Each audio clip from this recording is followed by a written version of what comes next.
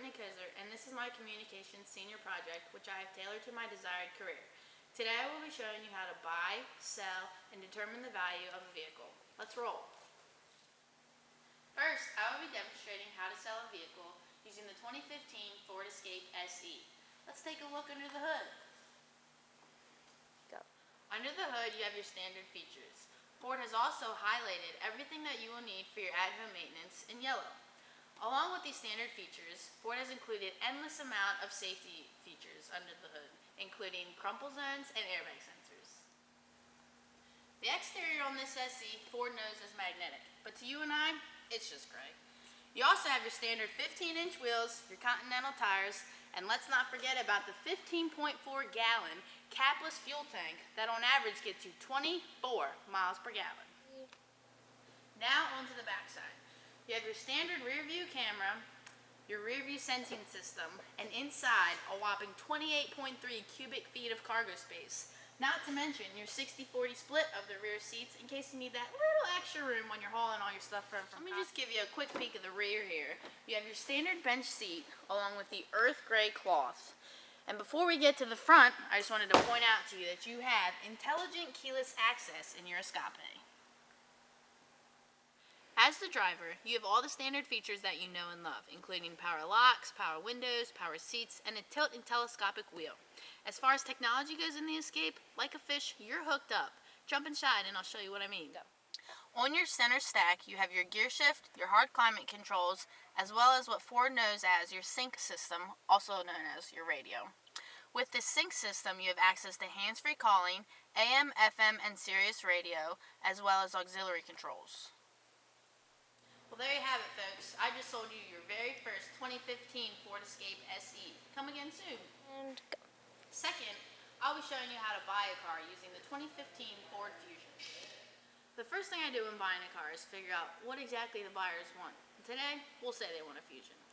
The next thing I would do is go on my Manheim app on my phone or iPad and look up the car via the lane and run number.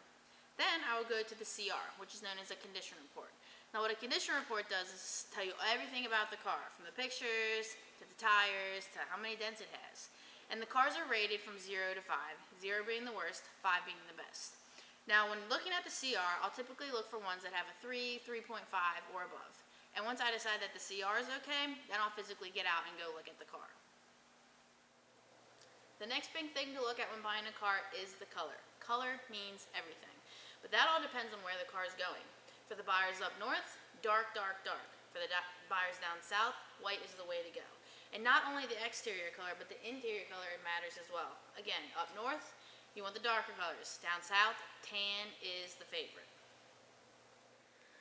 The next thing I would do after determining that the color is right is physically walk around the car looking for dents, scratches, scrapes, curb rash on your bumpers, and dings, all while metering it with a paint meter.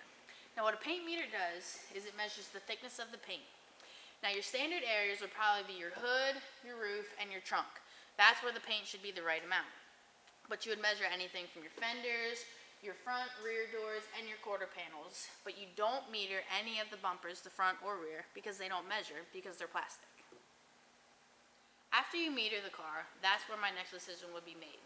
Some guys are okay with a wacky fender, a wacky door, sometimes the whole car's painted. But it all depends on who you're buying the car for. If the guy's okay with it, I would keep looking. If the guy doesn't want paintwork, the buck will stop here. Yeah. Now as I'm walking around the car, if I would stop and see any scratches, like Exhibit A, I would stop and do the fingernail test. Now my dad taught me this, and it's a trick, so don't tell anybody. But what you do is you take your fingernail across the scratch, and if your fingernail would get stuck, that's a bad sign. If it goes still across it, that means that that scratch is buffable.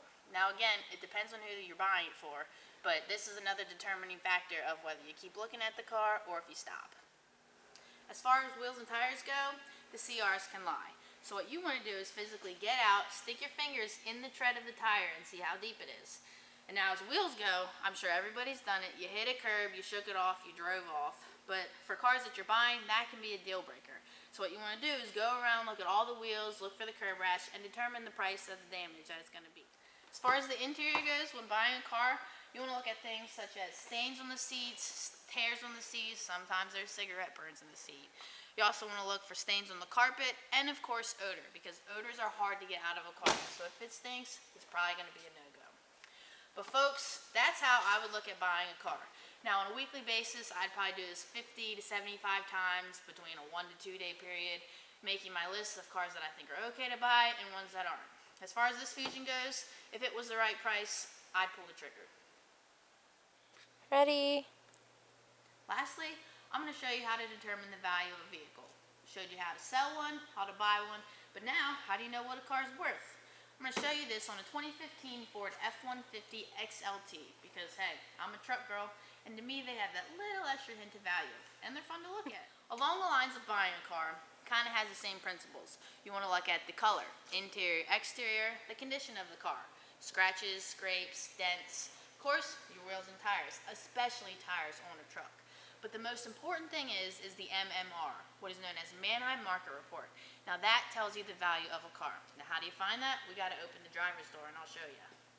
Now when you open the door, all cars typically have located here or here your VIN barcode. Now VIN, if you're not sure, is a vehicle identification number consisting of 17 digits that is specified to your vehicle and your vehicle only. Now on the Manheim app, you want to pull up something that's known as scan. And you actually just take it and scan the barcode on your phone, and what comes up is the MMR lookup, or the price, the value of a car. The first thing that comes up when you scan the VIN is the options that are on your truck. Now this one, we're going to choose the 5.0 liter XLT Crew Cab, because that's what it is. The different things that the MMR tool shows you is things such as the date that the car was sold, where it was, and the type of vehicle it was, whether it was a lease or a dealer car. In the center column, you have the price the car sold for, the miles that were on the car, and whether or not it's an average, it could be below, or it could be above the actual price.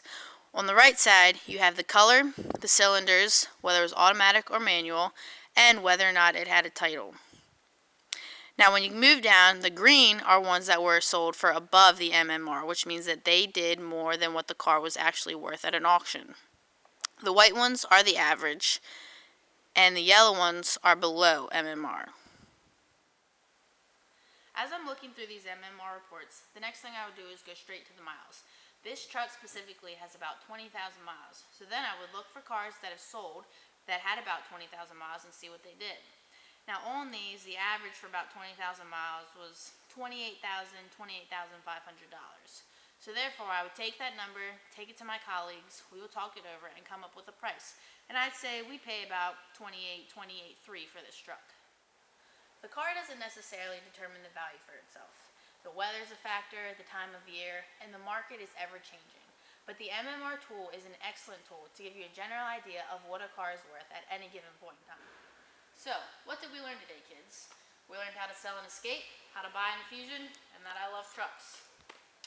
Growing up in the automobile industry, this is all I've known, and I've fallen so much in love with it. I love the fast pace of it, I love that you have to make decisions quickly, and sometimes it's not always the right decision. Sometimes you pay way too much for a car, sometimes you miss a car that you really were supposed to buy. But that's life, and you just keep on living it. With my degree of communications from Lancaster Bible College, I could not be more excited to start my career in the automobile industry. First, I will be demonstrating how to sell a car. I'm great. And go. I can edit this just to go. And go. Under the hood, you have your standard features. Ford has also included everything that... Ford is also highlighted. Did they highlight? As the driver, you have all the standard features. And then you go around the rest of Mom, go away! Let me just finish this one! You have some video? Yeah, I do, but it's not focusing.